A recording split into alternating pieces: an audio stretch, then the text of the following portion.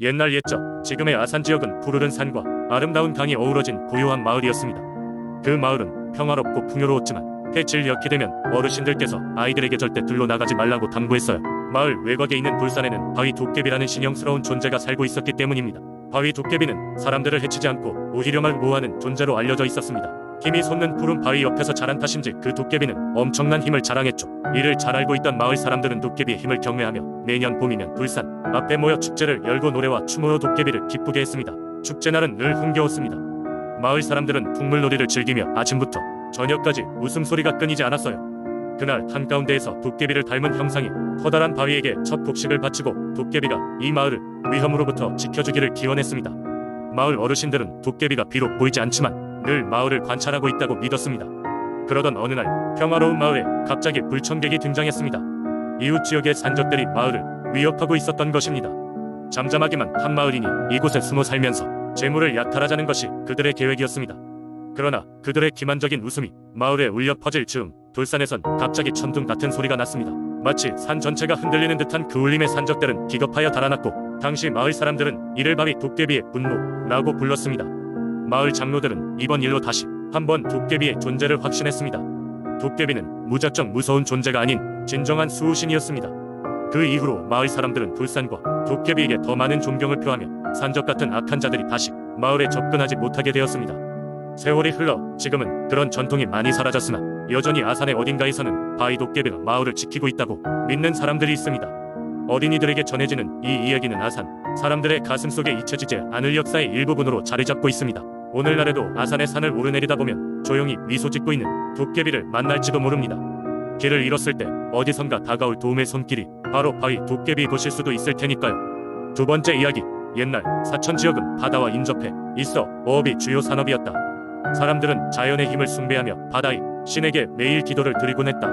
그 중에서도 특별히 유명했던 것은 사천 바닷가 근처에 위치한 선앙당이었다.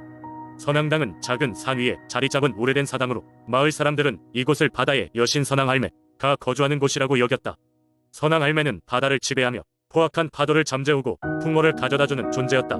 그녀의 성격은 온화하나 가끔은 변덕스럽기도 했으므로 마을 사람들은 그녀의 기분을 상하지 않게 하기 위해 많은 노력을 기울였다. 어느 해 마을에는 끔찍한 폭풍이 몰아쳐 어부들이 바다에 나가지 못하게 되었다. 폭풍은 사흘 밤낮을 휘몰아쳤고 마을 사람들은 식량 부족과 경제적 어려움에 시달렸다. 사람들은 선앙할매가 분노했다고 믿었고 사당에 모여 기도를 드리기 시작했다. 마을의 어르신인 김노인은 선앙할매를 달래기 위해 특별한 제물을 준비하기로 했다. 그는 가장 값비싼 물고기들과 신선한 과일 그리고 직접 만든 술을 선앙당에 바쳤다. 많은 사람들이 지켜보는 가운데 그는 선앙할매에게 용서를 빌며 마을의 평화를 되찾아 달라고 간청했다. 그런데 그날 밤 김노인은 꿈에서 선앙할매를 만났다. 선앙할매는 하얀 옷을 입고 있었고 눈빛은 자애로웠으며 그에게 말했다. 고맙다. 나의 믿음을 잃지 않고 나를 기억해줘. 그러나 너희가 정말 바라는 것은 단지 폭풍이 잦아드는 것뿐이냐? 김노인은 당황했지만 곧 침착하게 대답했다. 선앙할매, 우리의 바람은 평화요, 안녕이요. 그리고 당신의 보호 아래에서 우리의 삶이 안정되길 바랍니다.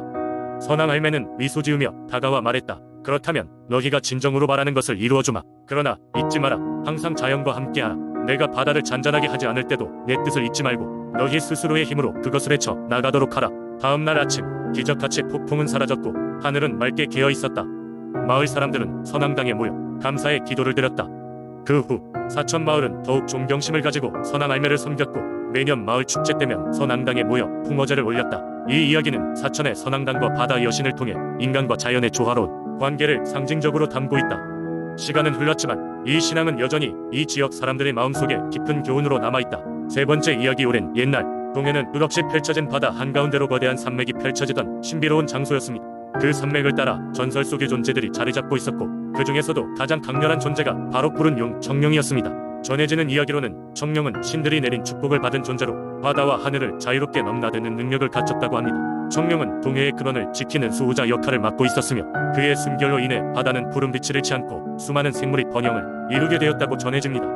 하지만 언제부턴가 동해에 이상이 생기기 시작했습니다. 맑고 잔잔하던 바닷물은 갑자기 소용돌이치기 시작했고 어부들은 예전같이 풍요로운 조업을 하기가 힘들어졌습니다. 이러한 변화를 지켜보던 마을의 원로들은 청룡이 노이움을 가졌다고 믿었고 그 이유를 알아내기 위해 오래된 예언서를 살피기 시작했습니다. 예언서에 따르면 청룡이 인간들의 과도한 욕심과 파괴적인 행위의 분노의 기운을 드러낸다는 글귀가 있었습니다. 인간들은 바다의 이치를 깨닫지 못한 제자연을 훼손하고 오염시켰던 것입니다. 이를 깨달은 원로들은 마을 사람들을 무아진심 어린 참회의 의식을 준비하기 시작했습니다.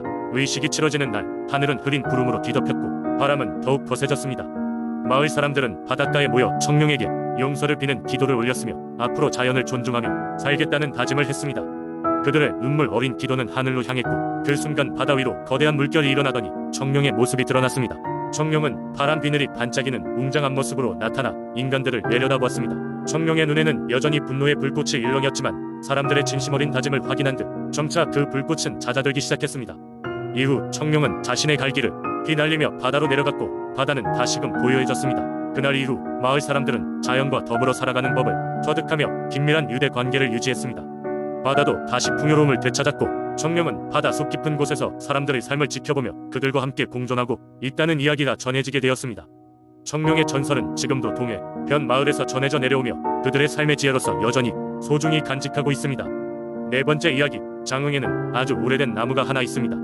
그 나무는 나주나무라고 불리며 마을 사람들에게는 신성한 존재로 여겨지고 있습니다. 전해 내려오는 이야기에 따르면 나주나무는 수백 년 전 한 노인이 심었다고 합니다. 옛날 옛적 장흥에는 김씨라는 지혜롭고 자애로운 노인이 살고 있었습니다. 그는 자연을 사랑하며 마을 사람들과 항상 화합을 도모하는 사람이었습니다. 어느 날 김 노인은 산을 돌아다니다가 신비로운 빛을 내는 어린 나무 하나를 발견했습니다. 그 나무는 주위에 어떤 것도 자라지 않는 메마른 땅 위에 고고하게 서 있었습니다. 김 노인은 이 나무가 보통 나무가 아니라는 것을 직감했습니다. 그는 나무를 보호하고 가꿔야 한다고 생각했고 이를 위해 마을 사람들에게 도움을 요청했습니다. 마을 사람들은 처음에는 작은 나무가 가진 특별함을 이해하지 못했지만 김 노인의 확신과 열정을 보고 점차 마음을 열었습니다. 마을은 모두 나서서 나무 주위를 정돈하고 물을 주기 시작했습니다. 몇 해가 지나고 나니 나무는 거대한 크기로 자라나 주변에 강력한 기운을 뿜기 시작했습니다. 나무 아래에서 쉬는 사람들은 몸과 마음이 치유되는 기분을 느꼈고 그로 인해 나주나무는 곧장흥의 신성한 상징이 되었습니다. 사람들은 종종 가족이나 친구와 함께 나주나무를 방문하며 소원을 빌곤 했습니다. 전설에 따르면 나무에 기대어 소원을 빌면 꼭 이루어진다고 했습니다. 어느 날 마을에 심한 가뭄이 찾아왔습니다. 농작물이 말라가고 식수마저 바닥을 드러낸 상황에서 사람들은 지낼 방법을 잃고 있었습니다. 이때 김 노인은 다시 한번 나주나무 아래로 마을 사람들을 이끌었습니다. 그리고 다 같이 나무에 기대어 비가 내리기를 간절히 기원했습니다. 놀랍게도 그 다음 날 하늘에서는 비가 내리기 시작했습니다. 그 비는 며칠 동안 계속되었고 덕분에 마을은 물 부족의 위기에서 벗어날 수 있었습니다. 그 후로 나주나무는 더욱더 신성한 존재가 되었고 장흥을 떠나는 사람들은 나무에 대한 이야기를 전하며 다른 마을로 퍼뜨렸습니다. 지금도 장흥의 사람들은 이 나무를 중심으로 다양한 행사를 개최하며 그 역사를 계속해서 전하고 있습니다. 나주나무는 그저 하나의 나무가 아니라 자연과 인간이 어떻게 조화롭게 살아갈 수 있는지를 보여주는 훌륭한 예라고 할 수 있습니다. 이 전설은 장흥 지역의 민속신앙에서 자연 숭배와 소원의 중요성을 잘 나타내주고 있습니다. 다섯 번째 이야기, 옛날 옛적 대전에 조용한 산골 마을 애옥황산이라고 불리는 신비로운 산이 있었다. 이 산은 우거진 나무와 차가운 계곡물로 둘러싸여 사람들에게 신비로움을 안겨주었고 마을 사람들은 항상 그 산을 경외의 대상으로 여겼다. 그 이유는 바로 이 산에 얽혀 있는 한 무서운 전설 때문이었다. 그 전설에 따르면 옥황산에는 수백 년 동안 마을을 지켜주는 허씨 가문의 무당이 살고 있었으며 그녀는 신비로운 힘을 가지고 있었고 그녀가 부르는 신들만이 산의 비밀을 알 수 있다고 말했다. 마을에는 허씨 가문이라는 유명한 무당 가문이 있었다. 그들은 대대로 물을 전수하며 마을의 안녕을 기원하고 매년 축제 때마다 마을 주민들에게 축복을 내리는 의식을 진행했다. 이 가문의 특히 유명한 무당은 어정자라는 이름을 지닌 젊은 무당이었다. 그녀는 사람의 머리카락을 불꽃처럼 흔드는 긴 머리카락과 깊고 검은 눈동자로 마치 신의 목소리를 듣는 것 같았다. 고요한 어느 여름밤 마을의 어린 소녀 제이는 잠에 들어서 꿈을 꾸었다. 꿈에서 그녀는 우거진 숲길을 걸어가다 가옥황산의 꼭대기에서 반짝이는 불빛을 발견했다. 그런데 그 불빛이 그녀를 부르는 듯한 기이한 느낌에 사로잡혀 꿈에서 깨어난 제이는 그 길로 옥황산으로 홀린 듯 나아갔다. 그녀의 발걸음은 점점 빨라졌고 그녀의 마음은 점점 더 불안해졌다. 다음 날 아침 마을 사람들은 제인이 집에 돌아오지 않았다는 사실을 알게 되었고 걱정 가득한 마음으로 그녀를 찾아 나섰다. 허정자 무당은 이 소식을 듣고 조용히 눈을 감았다. 수많은 사람들이 산속을 헤매며 제인을 찾았지만 아무런 흔적도 발견할 수 없었다. 날이 저물어가고 사람들은 점점 희망을 잃어갈 때쯤 허정자 무당이 산에 올라가겠다고 선언했다. 그녀는 마을과 산을 경계로 하는 큰 나무 앞에서 진홍곡을 불렀다. 그 곡조는 마을 사람들에게 평온을 가져다 주었지만 산속은 바람소리조차 멈추게 하는 힘이 있었다. 무당은 노래를 멈춘 후 신령들을 소환하기 시작했고 산에 쌓여있던 신비로운 힘들이 그녀 주위에 모여들었다. 그 순간 허정자는 눈을 뜨고 산이 정령들과 교감하기 시작했다. 그리고 마침내 그녀는 산속 어디에선 가제인이의 목소리를 들었다. 그녀의 목소리는 슬프면서도 평온했고 보정자는 그 목소리를 따라 산속 깊숙이 들어갔다. 그러자 신비로운 문이 열리고 그 안에 제이니가 있는 것을 발견하게 된다. 보정자는 제이니를 품에 안고 산속의 신령들에게 감사의 인사를 보내며 마을로 돌아왔다. 제이는 신비로운 경험을 했다고 말했다. 그녀는 산속에서 무언가에게 이끌려 신비로운 문을 통해 천상의 경치를 보았고 그 길에서 평화를 얻었다고 했다. 하지만 그곳에서 그녀를 인도한 것은 바로 보정자 무당이었다고 고백했다. 무당은 그저 미소를 지으며 모든 일이 신령의 뜻이라고 이야기했다. 그 후로 옥황산은 대전에서 좀 더 신성한 장소로 유명해졌고 마을 사람들은 산의 무당에게 더욱 깊은 존경과 경외를 표하게 되었다. 보정자 무당의 선한 마법은 대대로 전해져 마을을 계속해서 보호하는 전설이 되었고 그녀의 이야기는 대전의 민속신앙 속에서 잊혀지지 않을 영원한 신화로 자리 잡았다.